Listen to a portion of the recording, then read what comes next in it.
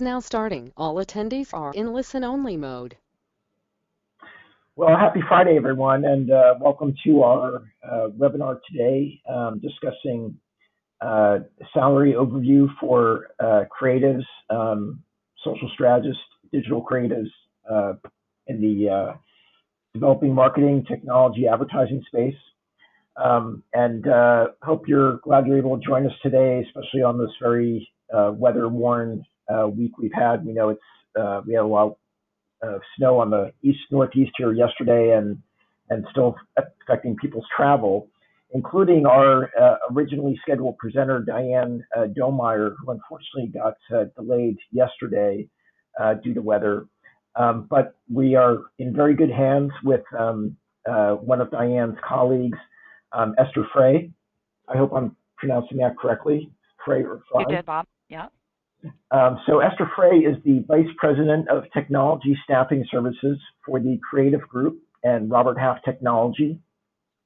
In this role, she builds and executes strategy for the company's staffing operations in the US and Canada, and consults with individual offices throughout North America for growth. We will be taking questions throughout the presentation at the end, so please feel free to submit those through the question chat box. And at this stage, I'm going to hand it over to you, Esther, and make you the presenter. Great, thank you.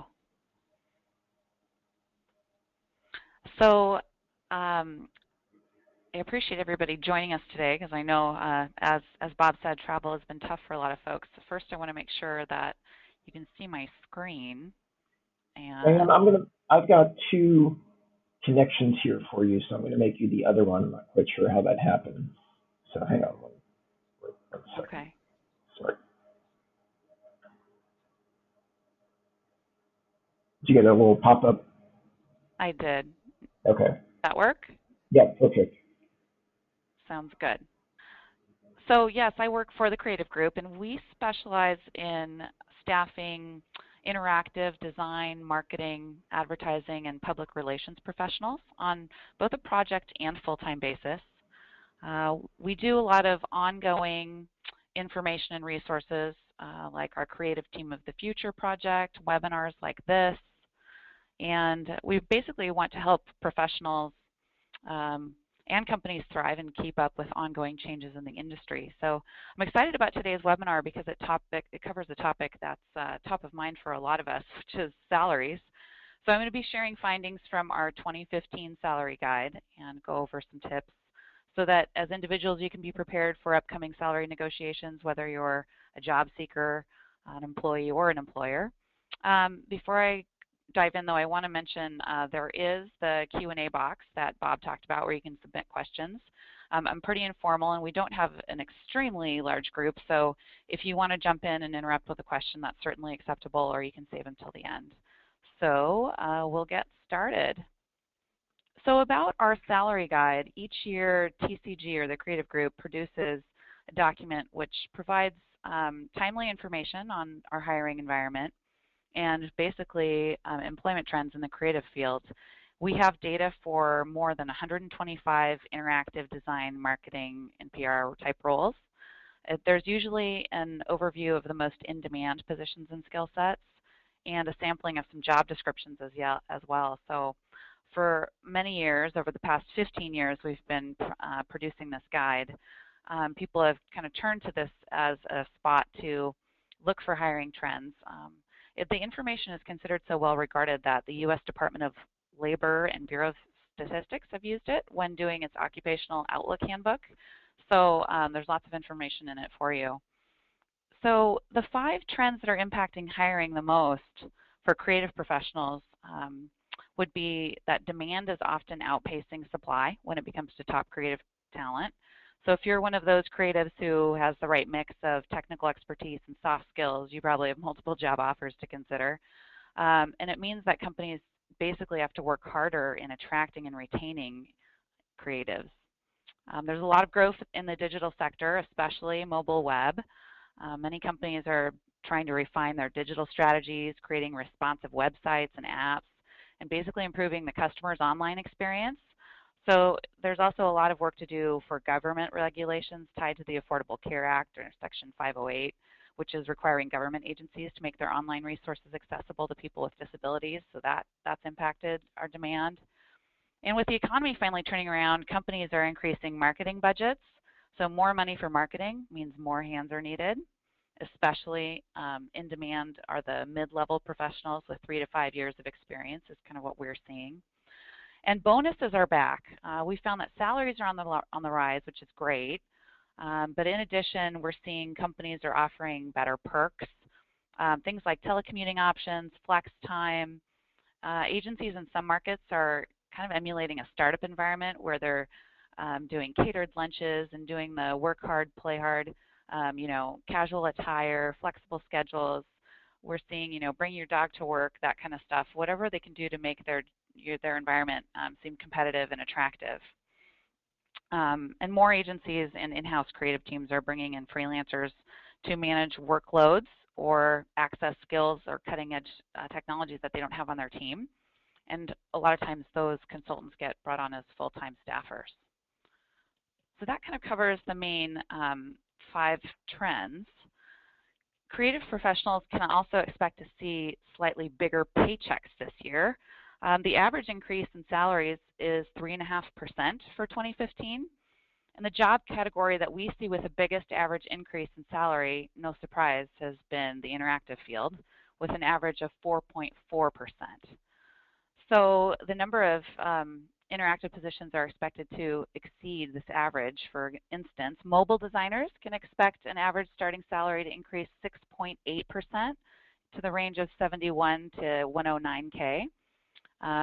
User experience directors, as an example, can anticipate average starting salaries of 110 to 178, so that's also up about 6.8%. And then front-end web developers as well, we're seeing a gain of 6.7%. So there's a lot of additional roles. Many marketing and social media roles are seeing significant gains. So we can look at some of the positions in this chart of how increases are comparing to last year. And you might be wondering why social media managers and social media specialists aren't seeing the same gains as other roles. And basically, these positions, they continue to be in strong demand, but their salaries have stabilized after previous years of really significant growth. So that doesn't indicate what, like a 5-year trend would have looked like. One thing to note is that salary ranges here, they represent starting compensation, because other factors like your seniority with the company or your ongoing work ethic, it really makes it difficult to measure ongoing salaries as you've been in a role for a long time. So this data is really meant for hiring salaries. And of course, there's a lot of things that we consider compensation that might not be in a salary range, like benefits, retirement packages, other incentives, bonuses. So those are not taken into account in this chart. It's also important to take into consideration where you live when determining salary range, because it really varies widely from city to city. So the figures that we list in our salary guide are national averages, but they can be adjusted for up to, well, there's 135 markets, I think, in the guide.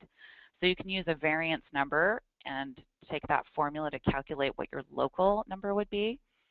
So you can look at an example here on the screen. Let's say you're a digital marketing strategist living in Chicago. So according to all of our national data, the starting position for that averages between 90 and 135. And then you take the local variance for Chicago at 123% of average and just factor that in so that you end up with a salary range of 110 to 166 in Chicago.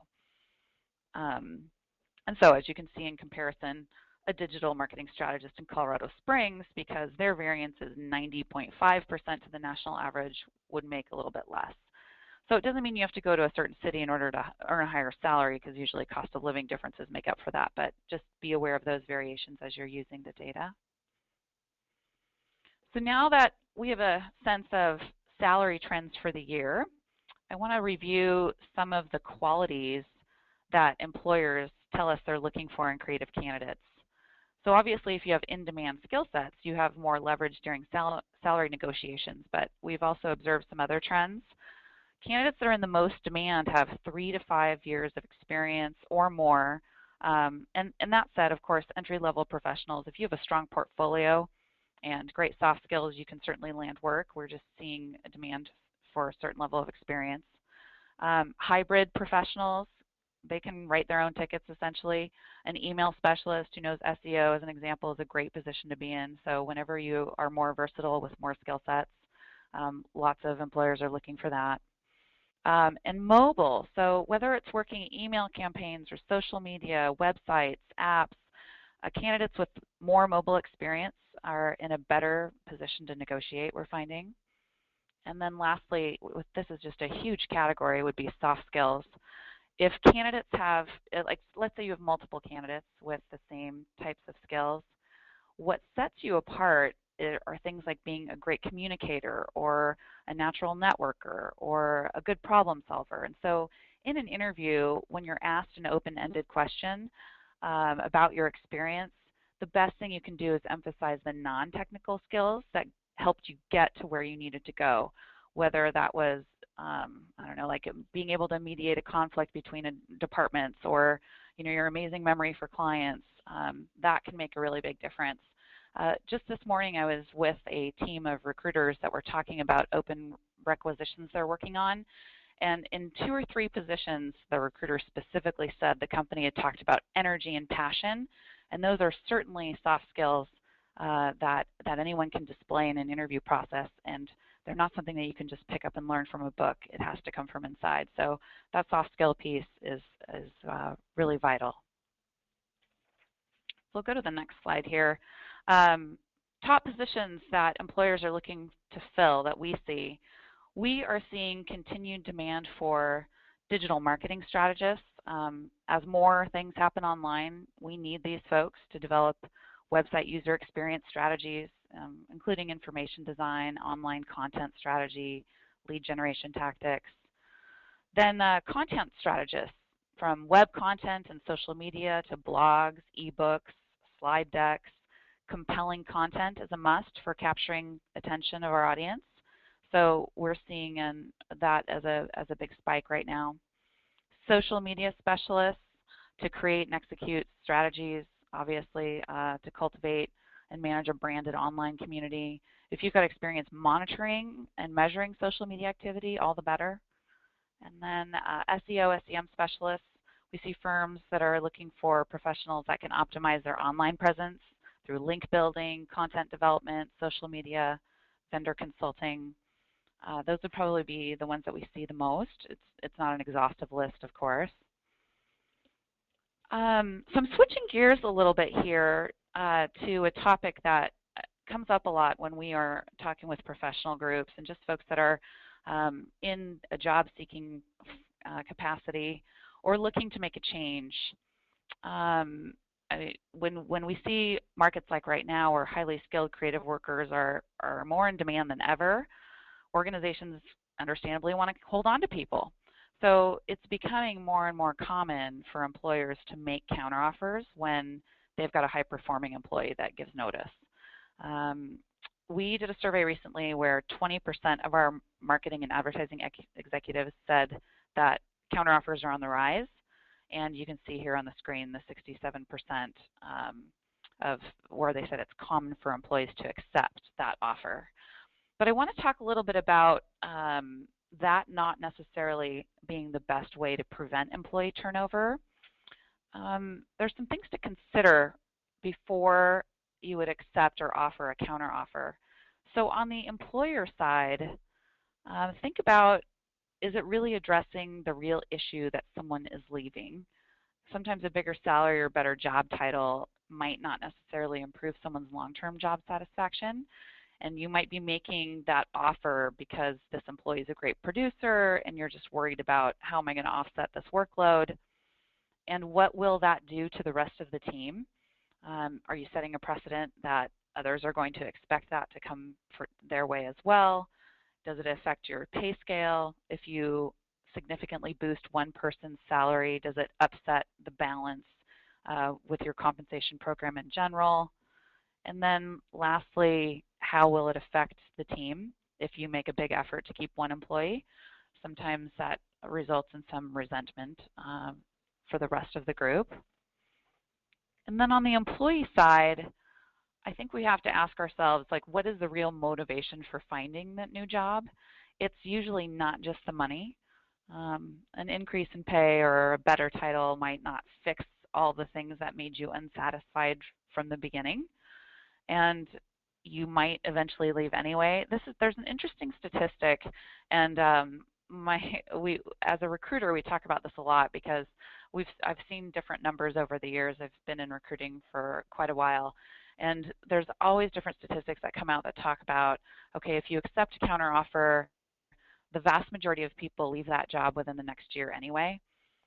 So it doesn't usually mean that once you accept that counteroffer, everything that created those issues to begin with go away. So after you've also gone through a counteroffer that you've accepted, we did a survey, and 28% of marketing and advertising executives said that they would question the loyalty of a person who accepted a counteroffer. So if you accept one and you decide to stay, you might find yourself having to rebuild the trust that you had with your own team before that happened. And then lastly, are you prepared to turn down that external offer and turn down that that offer of employment, because the company that tried to hire you probably won't go through that process with you again. So that's a bridge that you probably won't be able to cross in the future. So counteroffers, I think, are just an interesting topic in this market right now. So I've gone over salary and hiring trends and some counteroffer information. So I'm going to jump into salary negotiation. This is usually a hard undertaking, even for people with great negotiation skills, but sometimes has to be the right thing to do if you feel like you are being paid below what you're worth and market value, or too little for the effort that you're putting in. And sometimes failing to ask for a raise can lead to feelings of apathy towards your job, right? You perform worse, you derail maybe your long-term prospects, and it can lower your overall sense of happiness on the job if you firmly believe that you're being paid less than you're worth. But the good news here is a lot of hiring managers are prepared to negotiate. So in our last survey of marketing executives, 63% said that they were prepared to negotiate salary with a new hire, it said somewhat willing to negotiate compensation when extending a job is the exact category. So I think that's pertinent because that's the vast majority of hiring managers are open to discussion. So what we know and what we see is that hiring managers recognize that in order to secure and retain the best talent, pay has to be competitive and it has to be a discussion. So some strategies to help you negotiate a raise, which you can see here on this slide. We're going to go through all of these a little bit more in depth, and then I'll talk about some tips for managers too, because no matter what side of the table you're on, it's important to have a clear understanding of both parties' objectives. So we're going to start on the employee side with do your research. Before you begin any negotiation process, you want to do a little background research so that you know your market value, what the skills and experience that you have are currently worth. So some ways to do that would be reviewing salary surveys and publications just like TCG puts out. Our salary guide is a great place to start.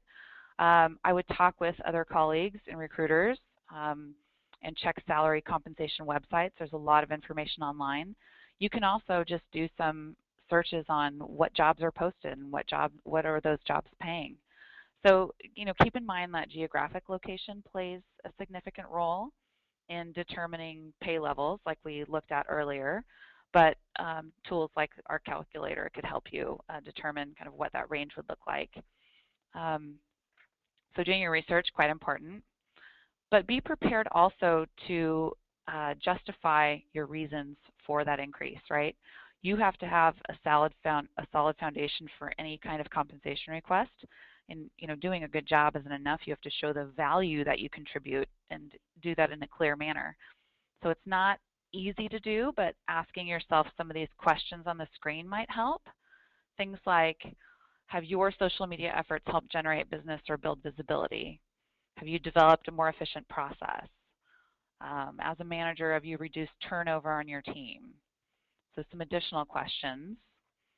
Have you expanded services that you offer to an internal or external client? Taken on new responsibilities since your last increase? Mentored a coworker? So those questions, these types of questions, if you sit down and make a list of achievements and contributions to your company, they will serve as a basis for that conversation. You can relate to your work to, contribution to the company's revenue. You have to think about this quite creatively because many creatives are not in a position where you generate direct business revenue, but you have to be able to highlight ways that you've either saved the company money by enhancing an efficiency or negotiating with a vendor, things like that.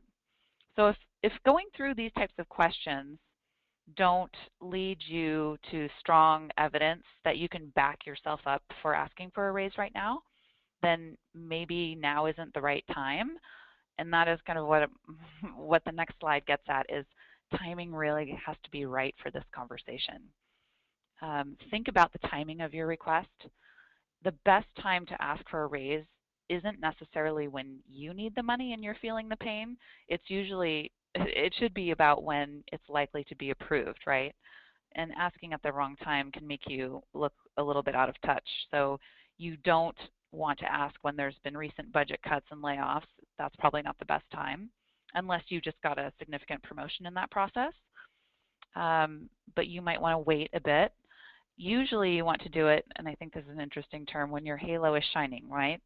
You want to ask for an increase in compensation when you've just finished a major project or kicked off a new initiative or something that has led to your success that would be fresh in the mind of your manager. So timing is really an important piece.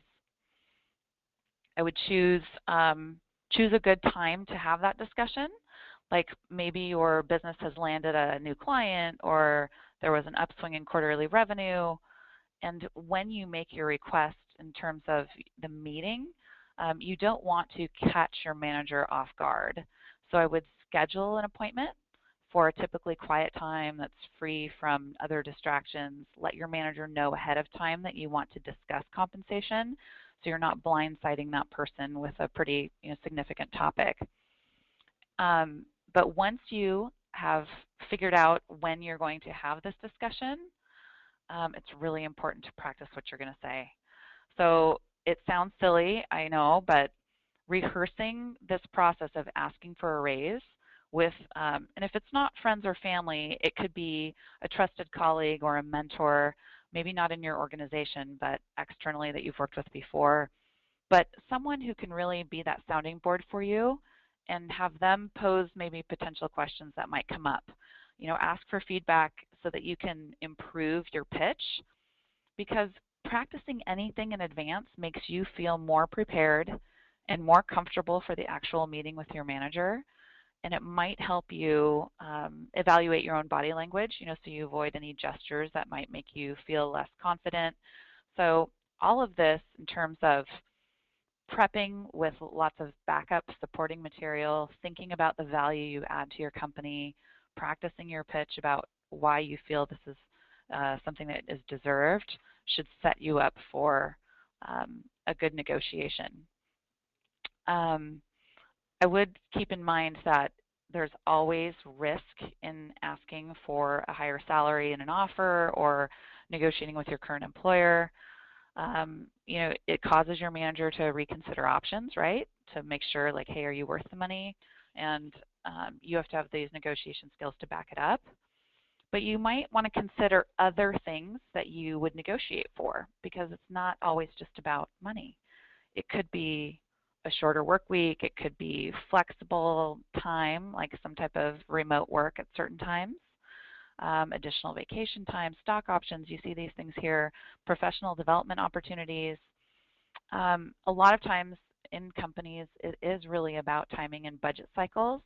So even having this conversation and then agreeing that you will revisit in 6 months with the hopes of negotiating then, that can be a favorable outcome. But no matter what or how confident you are, I should say, you are going to want to have a backup plan because it's it's within the realm of possibility that they're going to say no. So having a backup plan will help you kind of stay focused during your negotiation. So you need a couple of options. So if you're told the timing is wrong, you want to be able to ask when would be a better time to discuss it and find out what conditions would qualify as a better time to approach the subject so that you know when you can come back to it. So that's one possibility that comes out, right? The timing is just bad. But what if it's rejected because your boss doesn't think you're worth it? So this is where you have to find out why. Ask for guidance on what you need to do to warrant a raise, right? You don't want to have this conversation become emotional or heated in any way. So if you're upset, it's okay to say something like, oh, okay, well, this wasn't the reaction I had anticipated. I'd like to take a little bit of time before we continue this conversation, right? So you do not want to make decisions in the heat of the moment. You want to take time to consider your options, maybe come up with new ideas that might be more mutually agreeable. And then in the back of your mind, you have to know, if the money is simply too low, you might have no choice but to move on, and that can be a very tough call, but you have to know your bottom line because you can't take a job that won't pay your bills, right? So I think this thinking about worst case scenario is an important part of the process. So I want to touch on some common negotiation mistakes that I think people make and how we can avoid them. So the first one would be not negotiating at all and just simply accepting whatever offer comes your way. And that can have some financial consequences that can impact you for a long time, especially if this is a job offer starting out, right? You could earn less, receive smaller raises, have a smaller pension, all those things that can have a long-term impact. So agreeing to a salary that you feel is too low can usually breed some resentment. So as long as you negotiate professionally and keep a positive attitude, the worst that you can happen is that your request is turned down, but at least you asked. Another mistake that we see would be you don't want a potential employer to leave any negotiation feeling like they were haggling with a used car salesman. Tactics like, oh, I have this other job offer, or mentioning other job offers and certain dollars can sometimes backfire. And sometimes the hiring manager might call your bluff and just say, okay, well then take that job. So be careful about not playing games. There are ways to explain that you're active in your job search and you're looking at multiple opportunities, but you don't want to get into a used car salesman type environment. Yes. Focusing on personal needs rather than value. So don't base your request for a higher salary like on the fact that you need to pay off your student loans or you need to remodel your kitchen or something.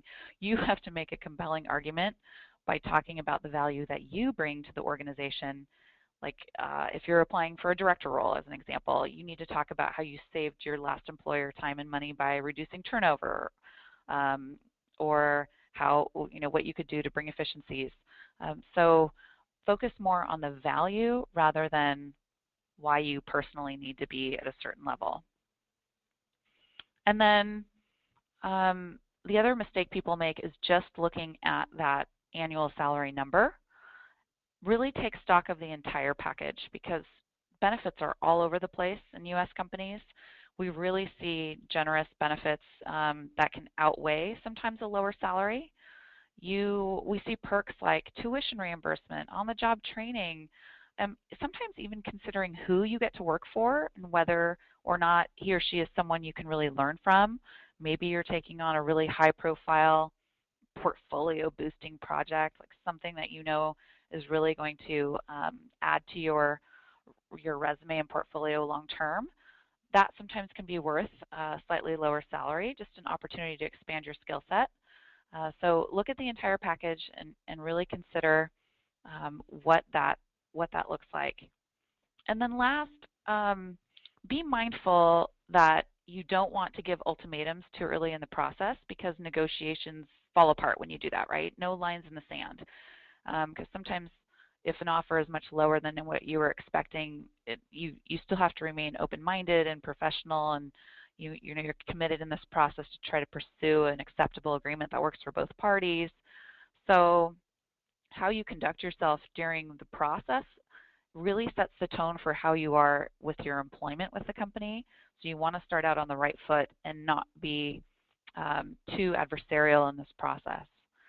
So, and finally, I think if negotiations aren't successful and you decide to walk away from an opportunity, remember to do that gracefully. You never know when you might encounter that hiring manager again in your professional career. So it's just important to walk away from the situation in a professional manner. So before we wrap up, I want to go over a few salary negotiation techniques on the employer side. So as we started out talking about, there's a talent shortage for the best and brightest, right? So if you as an employer aren't offering an attractive salary, your favorite candidate or your top performer is going to go someplace else. So if you want to secure and retain top job level candidates, you need to offer competitive compensation. I think low pay is sometimes a sign that employees aren't valued as they should be, and so you have to be on par, at least on par with industry standards, or exceed them if you can. Don't take too long to make the offer. This is really vital. Delays in the hiring process, they result in employers losing their first choice. We talk with employers every day who are doing long drawn out processes, first round interview, and then, oh, we can't do the second round until next week, and then, oh, the final is going to be 2 weeks after that because so-and-so is out of town. Whatever you can do to keep that process moving and keep that candidate engaged, you need to do that because drawn out processes usually are resulting in companies losing. Be creative. So if you can't meet a candidate's pay expectations, what are other ways that you can modify the compensation package? Some of those things we talked about earlier, like vacation days or working remotely on certain days or tuition reimbursement or professional development opportunities. If you can commit to some of those other pieces, an employee might feel like you've met them in the middle. And then don't gloss over signs of a bad fit. You shouldn't have to work too hard to persuade someone to join your team, right? They should see value in being an employee. And you don't want to agree to anything that would really disrupt your standard practices.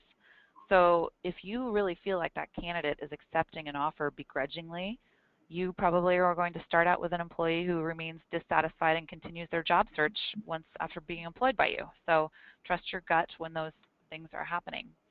Common mistakes that employers make are maybe feeling like the candidate is lucky to get what they're offered, right? Because we have to remember on the employer side that top performers are essential.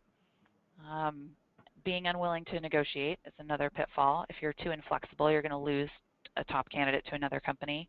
And then lastly, I think this is probably the more common one, is really just not being prepared. It's so important for hiring managers and companies, job seekers, to have good information about prevailing salaries in their industry. Our salary guide certainly helps with that, but other online resources can help you go into any negotiation feeling more prepared. So we've covered quite a bit, Bob, in the short time. I've put some information here about our Salaries Center, but happy to open it up to any questions as well. Yeah, Esther, fantastic presentation. I actually have a few questions, but I just want to encourage the audience to, if you have some questions, feel free to submit them in the chat window, and we will get to them. Esther, what's besides Silicon Valley, New York, and Chicago, what are the next 3 markets that you see a lot of growth in this area for creatives, digital, social, and so forth? We're seeing because our teams work with both agency and corporate clients, we're seeing major metro markets all over the U.S. More and more corporate environments are, addressing some of those things we talked about, like mobile and customer experience, user experience. We're seeing new positions pop up in companies that traditionally maybe outsourced it in the past. So all the major markets, to be honest, in our area are growing. I mean, we're seeing growth in Boston and Seattle and our Texas locations. Like there isn't a team or office or area of the U.S. that isn't growing on the creative and interactive side.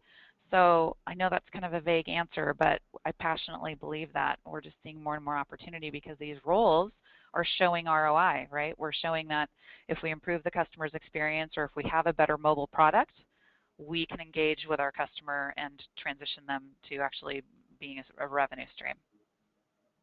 Well, that actually, you gave me another question to think about, which is, especially, working day in and day out in the social space, and not having been, necessarily myself looking too much for positions in the last couple of years. But one thing I'm curious about is, and I've been having discussions with other kind of leading people in the field and don't have a good feel for it, is, do you feel like our corporates and brands, say Fortune 500, Fortune 1000, are they still in a process of building out and figuring out their social strategies and their staffing, or do you feel like it's hit a plateau and it's leveling out, or do you still kind of see continued growth? But one thing that I find, especially when it comes to social media positions, is that the titles are still all over the place, and it feels like people are kind of making them up as they go along still. Yes, I think they're still figuring it out, and I think they start. And it's like we used to have a title in our system called blogger. Like someone who wrote blogs. That's not necessarily a title that we see anymore. I mean, it seems like titles come and go, and we really have to be careful in our environment to ask a lot of questions, because what one person's definition of, I don't know, brand manager is just completely different than someone else's. So what we're seeing is social media as an entity. Sometimes it's its own freestanding job. It's rolled into a lot of other marketing roles, and so that's why sometimes it's really difficult, even in these salary guide definitions, to say, exactly where is compensation going for which type of role. It's sometimes hard to measure because jobs are fluid, and skill sets are being folded into certain roles and almost divested out of other roles, right, and made into its own silo. And we see so many different models in these different companies of, where does that, like, demand generation, is that reporting up through IT, and is it reporting up through marketing? I mean, it's hard to give one answer. So my only answer is yes, I think everyone is still figuring it out, and it's still growing. And yes, the space is still hopping and growing. Well, on that same point, a question coming in from David. Any thoughts on how to zero in on a job title? We receive applicants from all over the place. If they're requesting something like a user experience designer versus interaction designer versus something else. So the question from David was how to zero in on the title as a job seeker or as? I think maybe as an employer. As an employer, as yes. An employer. Oh, how to decide what to title your job? Yes. Yeah. I would do some online comparison. If it were me coming up with a job description, I would look on, some of the online sources like Indeed, where I could look at, aggregators of a bunch of different jobs and figure out in my marketplace, because I've noticed differences as I travel between different marketplaces. In my marketplace, what is the common term for that type of role? And maybe ask a few of my colleagues to say, hey, if I show you this job description, does this look like an interactive designer to you, right? Because I think titles are so challenging. You have to kind of just take the cue from your local marketplace and see what's going to resonate with people. but not be afraid to change them internally either, because sometimes candidates are not drawn to a role because they don't think it's, I don't know, exciting enough because it doesn't have the latest buzzword. I had a recruiter the other day tell me, the client said, I don't want to hear SEM. That's like, it's not a term we use anymore. It's all PPC or so it's Well, just interesting. yeah, I mean, to that point, I had a situation, a few years ago where, my, well, I was in a position for 10 years where I didn't, receive a promotion. But I was I was in a fairly senior position as it was, but my role and responsibility had changed significantly. And I personally felt, that for future opportunities, I really needed my title to reflect better what it was I was doing. Because again, that's officially what you're going to list on your resume. It's what they're going to do with the Yes, background check. And great point. You're the only one who knows how it's changed. Yeah. this question is from Magda. How often is it appropriate to ask for a raise? Are there some standards like once a year, twice a year, etc.? Yeah, good question. And there are different company cultures around that. The difficult part is it feels like in smaller companies that have no regular process for this, you're wondering kind of what's appropriate. So I would go back to that question of number one, when you took the job, how has your job changed? And if you've gone through an entire a calendar year, for instance, and your job is vastly different, you have more of a basis to ask for that increase than this is the exact same job that I've been doing for a year. Oh, I just had an increase a year ago. My company doesn't give increases very often. Like, what's my corporate culture? How has my job changed? What's the marketplace for my current role? So I would look at all of those things. I would think beyond a year to 18 months, especially 2 years. At 2 years, you even have the cost of living index, argument probably. So it's reasonable to, if not ask for a raise, at least ask for a review process to understand, to make sure that your manager understands your performance and how your job is changing or growing in scope. So I think that would be my response to that. Okay. I've got a couple more questions myself. Next is something I've been hearing a lot, and personally feel even myself, over the last, say, 5+ years, is the trend towards individuals now becoming so, well, again, the time of working someplace for 10 or 20 years and having a pension, and like, does it seem, Right. like that's never coming back. And people are now becoming more independent, getting used to doing more freelancing. Are you seeing? I mean, is that all true? Do you see that as Yes. still a continuing growing trend? Yes. And I think it's much more accepted to be a freelancer, meaning, it used to be that a company would look at your resume and say, oh, you're a job hopper, you're a risk or something. Yeah, I don't know if you remember those discussions about, oh, you want to be careful with gaps in your resume or moving Yes, around too much. I had that in my own. I mean, I had maybe 4 or 5 jobs in my first 10 years Yeah, out of college. right, right. And we used to be worried about that. But what's funny is I feel like the culture has shifted a little bit, especially in creative, where you're going from project to project and there's usually a reason. And when you're able to tie all of those projects together with a theme and talk about yourself as a freelancer who specialized in this subject matter, and therefore you were in demand and did a lot of projects, sometimes it's about how we present that. So I think the culture is much more accepting of people who have done consulting and freelance and have really had a lot of different experiences. So when they come to the table to a new employer, they actually have more to offer because they've experienced so many of these other projects or, business lessons. So that culture I see shifting. We don't get that as a, um, what's the word, as an objection as often from a client that's looking at a candidate and saying, well, gosh, I mean, it's different, I think, if you're looking for higher level managerial, like a VP level. If someone's, from one VP job to the next, that's a problem. But, when you're truly a freelance creative, um, you can definitely package that up, and it's very accepted. This is another great question from Magda. they're on assignment that's taking longer to be, right now, 2 months to become a full-time employee due to the company's internal process. Can they use that for salary negotiation? So I want to make sure I understood the question. It's So taking they're taking 2 months. longer to hire to convert them from freelance to full time.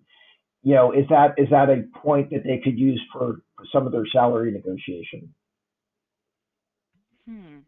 that they're I dragging their guess feet or their own inertia? right, right. Well, we do see that phenomenon as that's a standard thing. I think kind of companies think of freelancers or temporary staff as, oh, try before you buy. You're going to come in here, Magda, and do all this great work for us, and if things work out here over the next few months, we'll hire you. And so, is that the story that is that what you're gathering from this question, Bob? That it's like, why is it taking 3 months for them to decide? Well, either that, but maybe they've said that well we'll take care of this, but it's and they said it would take 2 weeks, and now it's a month later. Right. And this Not person maybe unusual. is passing up other job opportunities because they're waiting for Right. them. Yeah, no, that's not unusual, and I think a lot of times it's because when someone comes in as a freelancer and the company has figured out how to budget for that, they might be pulling out of a separate project budget or, a client budget. And then when you really talk about someone making someone an FTE, typically from a finance perspective internally, you've got to figure out where that headcount is coming from. What am I costing this to long term? So yes, I've seen it take a long time because of that. Like, oh my gosh, now I'm adding an FTE and I have to, permanently put this in my budget and I can't just steal from this project. So I don't see it as being unusual. But yes, if you're asking could she use the time delay in her negotiations, she should certainly, if she is feeling like she's getting additional calls and she's leaving other opportunities aside, I would sit down with that hiring manager and just ask about the timing and explain, is is this taking a long time because there's a chance that you won't hire me because I am getting additional opportunities? Um, so from a timing perspective, yes, she could certainly, Well, talk well about that. they gave me a little bit more background, but they don't want me to mention their name. So they also added that they want to hire her, but there's an issue with the internal process taking too long. Plus, there's a contract issue with Robert Half. Yeah. um, Well, and that's exactly right because, when we work with employers, essentially all of our freelancers, they're like our inventory, right? So if everyone just hired our inventory the day they met them, that would be a problem. So we always, negotiate and work through those timing pieces with the client, and they're well aware of why that's a great service to them because they're getting the best and the brightest that we've pre-screened and found for them, and most of the time their HR hiring staff aren't necessarily spending all day, every day interviewing and screening creatives throughout the city. So they're getting a great benefit for that service. um, I want to ask if you have any advice for people that are looking for a new job, going through job application process, because having done this myself a few times in the last 10 plus years, I personally feel like Taleo is the worst thing that ever happened to the HR industry. All the But applicant tracking systems, yeah. well, I having gone and I see this more as a problem. Well, even for companies, well, it doesn't matter if they're big or small, but where you feel you go through this online submission process and it goes into a black hole and you never even get confirmation that it was received or anything like that. And personally, I've taken to the effort, and sometimes with it potentially being a problem, but I'll go outside the maybe expected norm, and I'll try to contact somebody directly and confirm my resume was received, and and find out if the position is even still open and things like that. But do you have any feedback on that, or from employers? No, you bring up a great point, Bob, because you're talking about especially in marketing and sales roles, right? Anything that has to do with our job is to find the customer, for instance. It's ironic that we're applying for jobs, but then we feel like we can't find the line manager, right? So the fact that you pick up the phone and find the person who's hiring shows that you are very invested in the process. And I think the average line manager would be pretty impressed if you track them down to call them to say, I see you have this posting. I'm interested in the role. What's the process? I can apply online, but I'm concerned that you might not see my information and my resume won't tell the whole story. Because there's no resume that tells the whole story about a candidate, which is why a lot of our clients use us, for instance, as a recruiter, because we're that person's agent. We can tell a story. But in that scenario where you see a position and you see a posting, I would, personally in the past, I've gone to LinkedIn. Go to LinkedIn and figure out, who are the actual managers for those various departments, and see if you can reach out to them either by phone or via email to say, I see your posting, I'm interested in the role. I'll apply online, but it doesn't tell the full story, because sometimes the individual line manager who's hiring is more motivated to fill the role than maybe whoever's monitoring the online system, right? Oh, So very, there is very much merit, so. Yeah, yeah, merit it, to personalizing the process. So I think it's great that you've reached out to people directly. well, in some ways, I feel, and this is, again, based on my own personal experience, but with a lot of large companies as well, is that, I feel like the entire hiring process, whether it's in the U.S. or overall, is broken. Because I've seen just too often, more often than not, where a hiring manager and the HR department do not work together as a team. It's not a coordinated effort.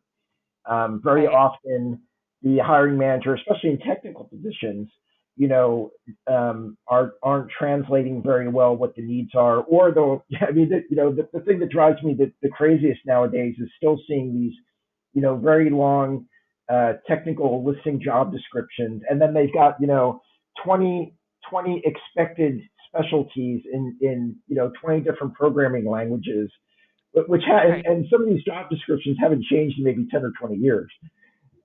No, they're wish lists. And they're wish lists. They don't even intend to get all of those things. They're wish lists, but they're listed in a way that is also what's the word I'm looking for? But a detracts or dissuades people from maybe applying for a position Yes. that they'd be a great fit for. Yes, I would agree. Um, this is last question for me, and it's a pet peeve issue, and I'm just curious to hear your feedback. Is since again I was sharing before, my background is engineering and IT, but in the last 4 or 5 years I've taken on this huge editorial role, and I'm lucky that I had a good English background in high school, wasn't from college, but I've personally found that the quality of writing and communication has gone so downhill because of the internet, unfortunately. But I see it, and I don't know if you would call this a soft skill or not, but I'm just so amazed at the poor quality of writing coming from professionals, people with 4 year degrees, graduate degrees. But I don't Right. know if you have noticed this trend as well, and if you had feedback at all from employers, especially if you're in a PR or marketing position and you have to communicate well. Right. It's funny because I feel like the candidates that we end up representing in those types of marketing roles where writing is part of their job, their writing isn't usually shocking because it's part of their job, so they know that. It's usually more the peripheral skill sets or the other more technical roles. That's where I feel like sometimes writing has gotten people in trouble. Like even sending a follow-up email to a client thanking them for an interview process, and the interview went really well, and then the client contacts us and says, oh my gosh, did you see this email they sent me? It has 4 typos in it, right? And then they send it to me and say, and this person would be interfacing with C-level executives in the company and sometimes our clients. I just don't trust that their written communication is up to par, right? So I've seen that come up, and I would agree with you that it is a skill set because email is so vital in our companies. You can't underestimate the importance of your written communication even in your job hunting process. Well, putting people with technical backgrounds and maybe in technical positions aside, I guess I'm more talking about maybe more recent graduates from the last 5 or 10 years. If you've seen a difference in their uh, in their written and verbal communication skills. I would just say written communication tends to be more succinct and shorter than maybe it is in Like it text was messages. before. Yes, more informal and shorter. Like everything is 144 characters. I'm kidding, not always, but with yeah. Yes, emoticons and everything. right. Yes, emoticons. Yeah, don't get me started. That's something else that's unique. Well, Esther, it's been a pleasure and really enjoyable. We're at the top of the hour. We don't have any more questions coming in, so I think this is a great time to conclude. Sign off. Thank you Yes. so much. Thank you. It's been enlightening. I think we could definitely even do more, just focused on trying to define the social media developing industry better. It's still in such a it's great. I mean, it's really fun to be in an industry that is still defining itself and figuring out itself. But it Yes. also creates a lot of frustration and confusion for people on both sides of the table. I'll be eager to keep in touch with you and hear your information because I'm sure you can tell us a lot about what you see as well. Okay, thank you very much, Great. and Thanks so everyone, much. Have a great thank you day. so much for doing it. Bye-bye.